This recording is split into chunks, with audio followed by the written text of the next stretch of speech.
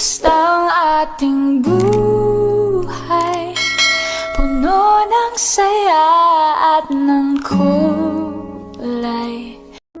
Bricks POV. Hanggang ngayon ay hindi pa rin ako makapaniwalang may anak kami ni Hilary. Kaya pala umalis ito ng bansa kahit pa ilang buwan na ang nakararaan simula nang malaman ko na anak ko ang cute ng mga batang iyon, na hindi ko naman maitatanggi dahil kamukhang kamukha ko ang mga iyon. Kaya noong sinagot na ako ni Hilary ay mas naging masaya ako. Nasa mall ako dahil plano ko nang iyaang magpakasal si Hilary. Tiningnan ko ang maraming singsing. Lahat magaganda, pero iisa lang nagbigay sa akin ng urge na bilhin iyon. Masyado akong nagagandahan sa design ng singsing na iyon. Bagay na bagay sa kamay ng babaeng mahal niya. Napapalibutan niyon ng maraming diamante at tumataginting na 50 million ang halaga niyon. Kaya hindi na siya nagdadalawang isip na bilhin iyon. Para sa kanya, hindi na baling gumasto siya ng malaki sa engagement ring para kay Hilary. Kung tutuusin ay kulang pa iyon sa lahat ng sakripisyo nito sa mga anak namin. Nang mabili na ang singsing palabas na ako ng mall na iyon, pero bago pa ako tuluyang makalabas ay may tumawag na sa pangalan ko. Bricks? Bricks, ikaw nga! Kumusta ka na? Tanong sa akin ng babae. Hindi niya nakakalimutan ng taong naging bahagi din ng buhay niya. Si Nathalie. She's my ex-girlfriend. Kaso, pinagpalit nito ako sa isang lalaking kakakilala lang nito. Kinalimutan nito ang 2 taon nilang magkasintahan. Pero nakalimutan na niya iyon. Pinatawad na niya ang babae. Nathalie, ikaw pala, anong ginagawa mo dito? Tanong ko pa. Actually, may binili lang din ako dito. Ikaw, anong ginagawa mo dito? Sinong kasama mo? Sunod-sunod na tanong pa nito. Ako lang mang-isa, may binili lang din ako. Saad ko pa. Saka ko pinakita nito ang dala kong puro laruan. Ah, toys. Bakit ang dami naman yan, Bricks?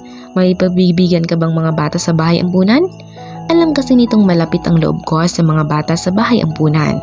Palagi akong nagbibigay ng pagkain at laruan doon at tuwing Pasko'y may mga regalo ako para sa mga bata. No, Nathalie, these toys is for my children. Ngiting saad ko dito. What? What do you mean, Bricks? May anak ka na? Gulat nitong tanong. Yes, may anak na ako. Actually, malapit na din akong ikasal. 3 anak ko. Triplets sila. Pagkukwento ko pa dito. Talaga? And who's that lucky girl naman, Bricks? Tanong pa nito. Saka na kapag kasal na talaga kami. Wala eh. Naunang gawin ng bata kaysa sa magpakasal kami. Natatawang sabi ko dito. Ikaw talaga? Hanggang ngayon pilyo ka pa rin. Can I invite you to eat? I mean, magmerienda naman tayo. No, Nathalie, nagmamadali ako eh. Pasensya ka na ha, kanina pa kasi tumatawag ang bunso ko kung nasaan ako. Bye, mauna na ako. Wika ako pa dito. Hindi ko na hinintay na sumagot ito. Kaya mabilis na akong umalis sa harap nito hanggat maaari ay ayokong bigyan ng dahilan si Hilary na magduda sa akin. Saka matagal na kaming tapos ni Nathalie. Hindi na magandang makitang magkasama kami. Baka makita pa kami ng boyfriend nito at magkagulo pa. Kaya iniiwasan ko na talaga ito. Sa bahay ng mga Lopez ako dumiretso. Hinalikan ko kaagad sa labi si Hilary nang makita ko ito. Saka ko niyakap at hinalikan sa mga noo ang mga anak ko. Dad, you're here! Diba sabi ko sa iyo, Mami, darating si Daddy? Wika na saad ng kanyang bunsong anak na si Brianna. Oo na po, naniniwala na ako sa instinct mo. Natatawang wika ng babae sa anak nito. Boys, Kevin, Joseph, here oh, sa inyong dalawa iyan. Baling kong saad sa 2 anak kong lalaki. Thanks, Dad. Sabay na wika ng dalawa. Mga anak, akyat muna kayo sa taas. Sumama kayo sa yaya ninyo ha. May pag-uusapan lang kami nitong mami ninyo. Saad ko sa mga ito. Sure, Daddy. Sabay sagot ng 3 bata sa akin. Natutuwa naman akong napalaki ng maayos ni Hilary ang mga anak nila. Imagine, lumaki ang mga itong may respeto sa nakakatanda nito. Saka puro sila mahilig na kumain ng gulay. Nang sumama na nga ang mga ito sa yaya nila'y kinausap ko kaagad si Hilary.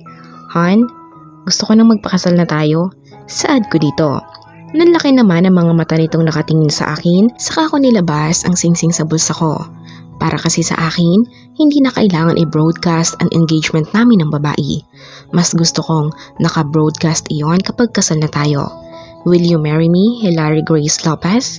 Tanong ko dito ay saka ko tuluyang binuksan ang kaheta ng singsing. Yes, Bricks, I will marry you.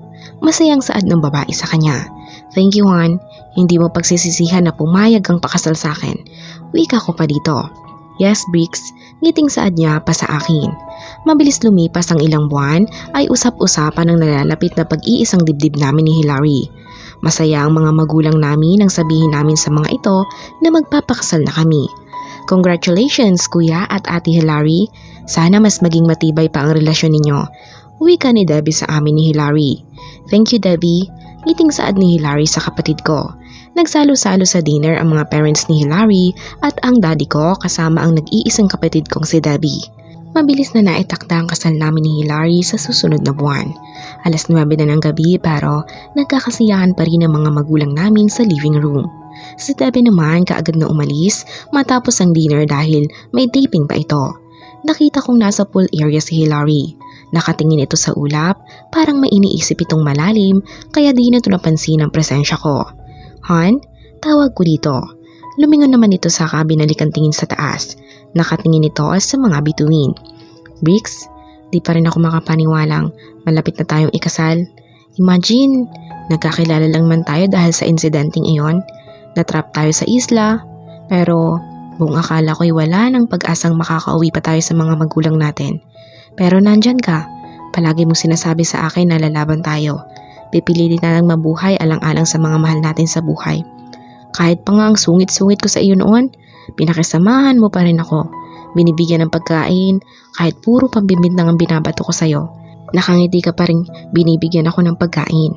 Mahabang pasensya mo sa akin, sa ugaling meron ako. Kaya sobrang thankful ako dahil ikaw ang nakasama ko noon. Sad dito sa akin habang nakatingala pa rin sa kalangitan. Dahil alam kong wala ka namang ibang matatakbuhan kaya kahit tinatarayan mo ako'y lumalapit pa din ako sa'yo. Bahala na kung iisipin mong papansin ako. Basta ang iniisip ko lang noon, makatulong naman ako sa'yo kahit sa pagkain man lang. Saka wala namang ibang magtutulungan doon kundi tayo-tayo lang. Wika ko din dito. At doon din nabuo ang pagtitingin na natin, Bricks. Doon nabuo ang mga anak natin. Kaya gusto kong kapag nagpakasal tayo at mag-honeymoon, gusto ko doon. Dahil napaka-memorable ang lugar na iyon para sa akin. Saad pa nito. Kung iyan ang gusto mo, Han, masusunod. Alam mo namang basta ikakasaya mo ibibigay ko. Just like before, sa isla. Wika ko pa. I love you so much, Hilary, my soon-to-be wife. Saad ko pa.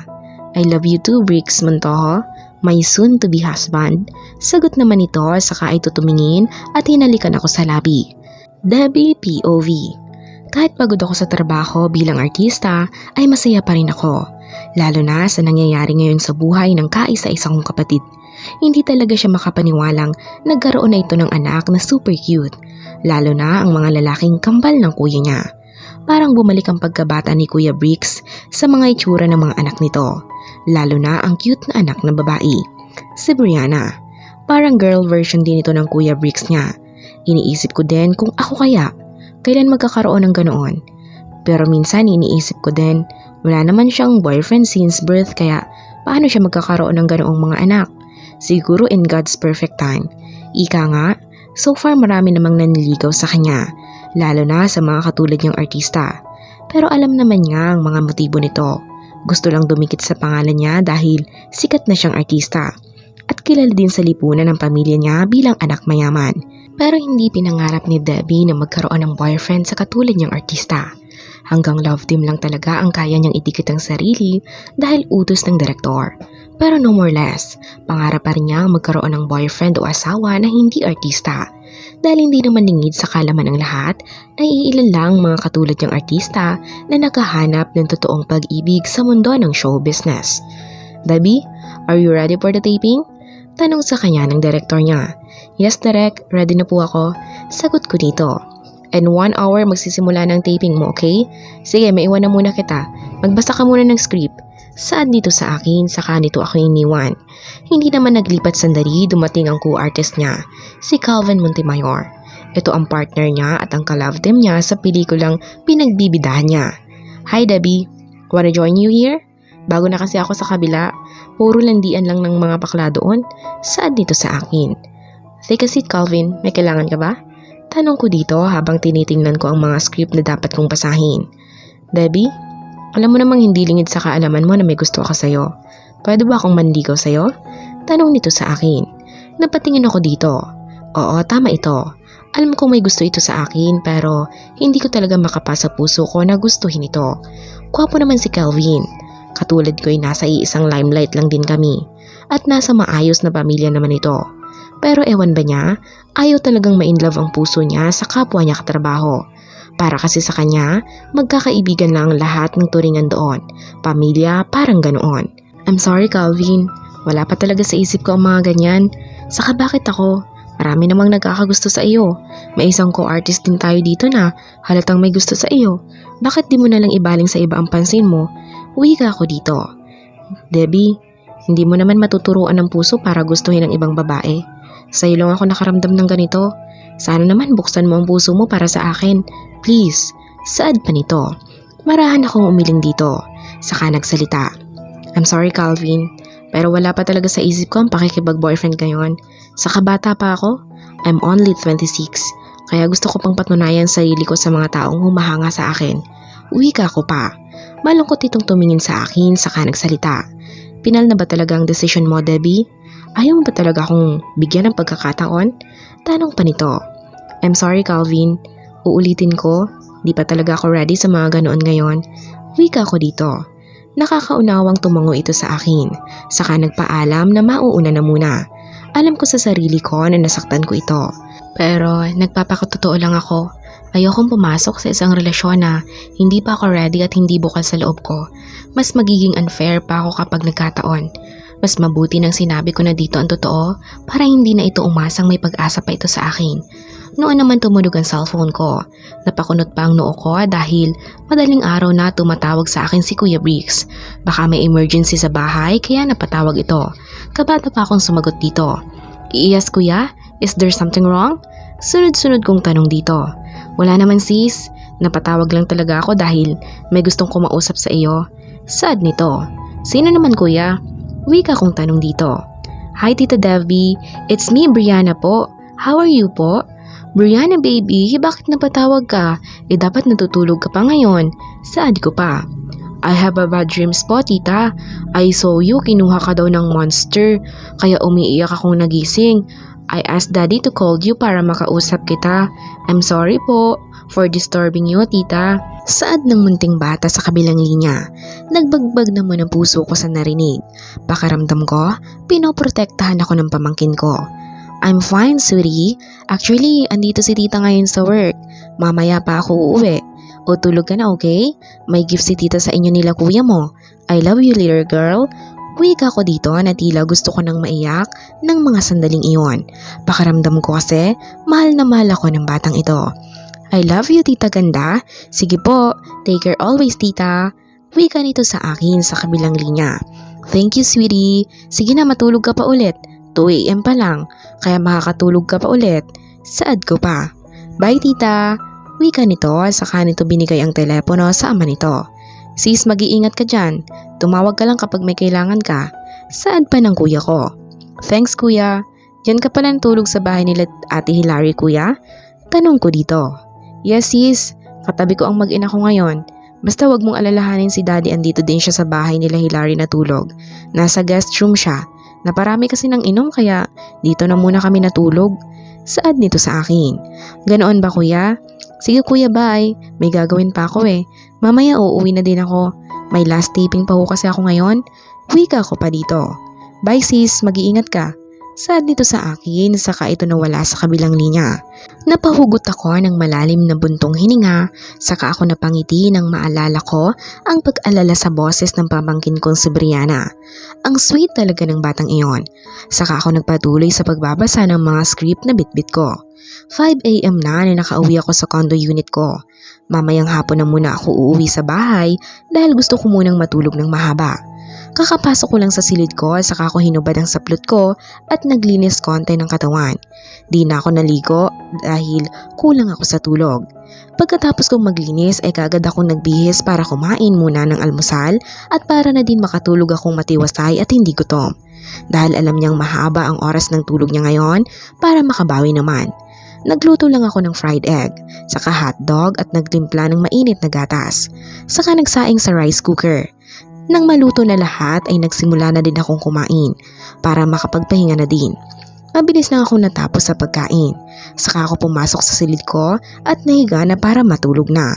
Ano kaya ang susunod na mangyayari?